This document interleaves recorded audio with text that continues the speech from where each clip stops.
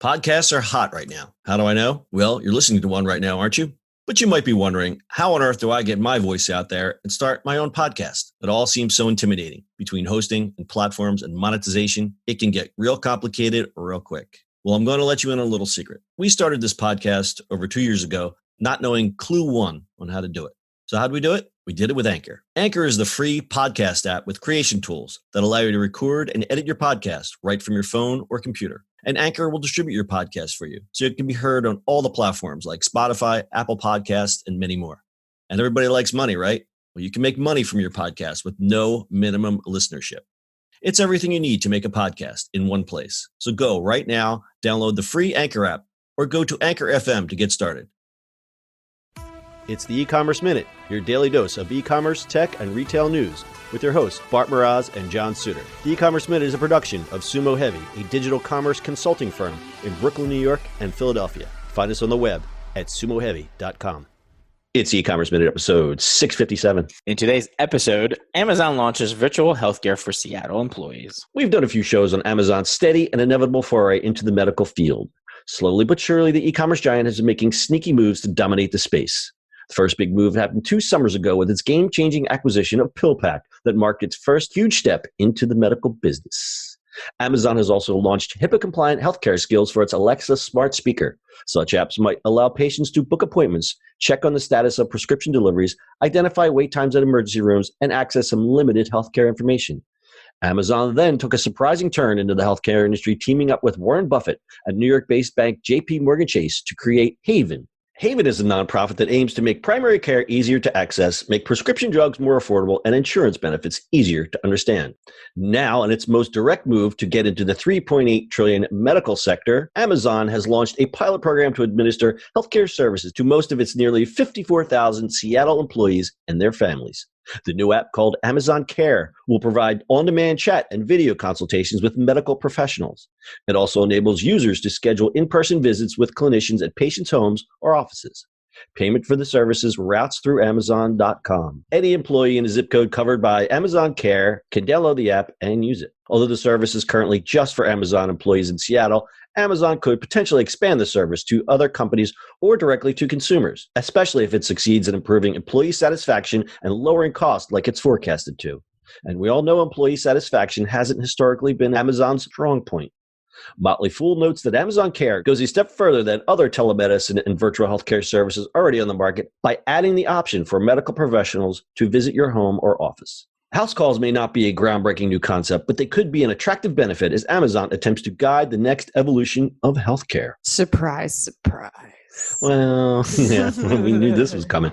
I like this, though. I like these I hate that word disruptive, but it is disruptive if it takes off. And I'm hearing there's 2 sides to the coin. Obviously, you have the people that can barely afford insurance and they've got their husband, wife, 3 kids, and they're paying almost $2,000 a month for insurance. That is cookie birds crazy. But I even hear from some people who have maybe deeper pockets who are also frustrated with the healthcare system. And they basically go and hire, you'd call it concierge medical. So you have your insurance. You have your insurance for your prescriptions, all that stuff.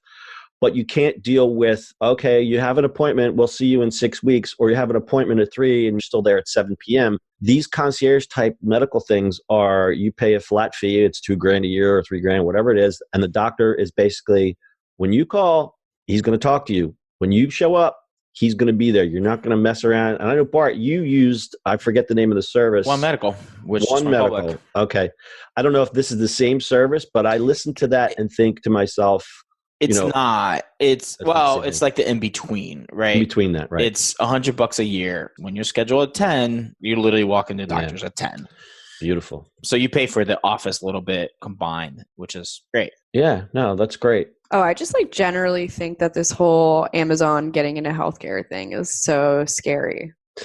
It makes sense. I get it. I understand it. Yeah. But it's a little scary. It's another way for Amazon to be in your life. Yeah. No, I get that. I do appreciate that they're putting the time, effort, and money to disrupt something that is so completely broken. Yeah. Will this change things broadly in the next couple of years? I seriously doubt it. I think it'll make healthcare a lot easier for the people who have access to it. We all won't have access to it. Not yet, not right away. Healthcare is seriously broken. And it's a mess. And I think the problem is, and technology is changing this a lot. I mean, we talked about the smart speaker stuff, and now even Aetna, they have, you can do the telecall things. It's like, why would you go and spend a half a day in a doctor's office? My girlfriend just said to me, I pulled a muscle in my back.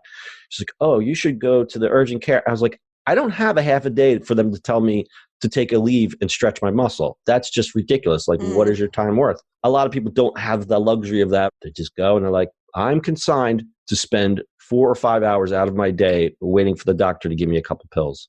And it's ridiculous. Yeah. So what we actually have here is you can actually use that teledoc stuff, which is like, yeah, that's what I just said. The Aetna offers that. Yeah, which is great. I've used it a few times because it's like, well, my foot hurts and I'm not walking anywhere. So just send me things. Right. Instead of getting into a car, getting an Uber, having someone drive you, and then you go sit there and you're reading the bad magazines, you get people sneezing on you.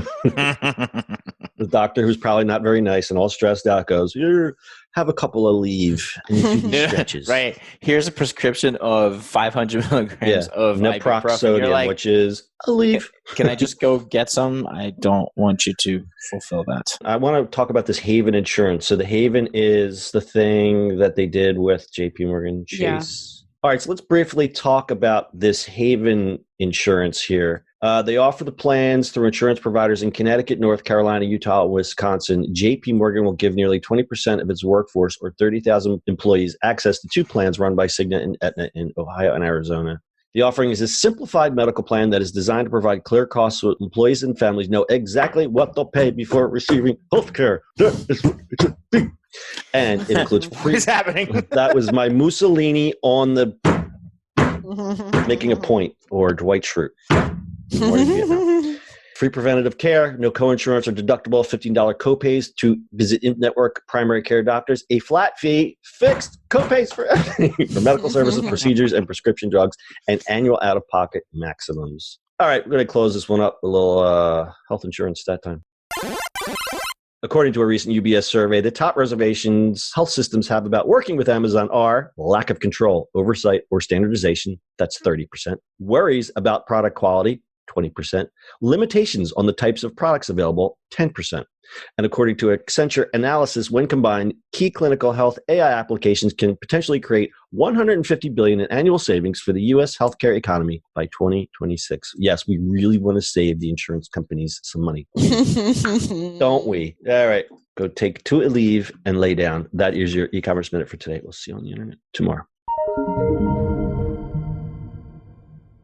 That's it for today's show. If you like the show, do us a favor and subscribe, or leave us a review on iTunes.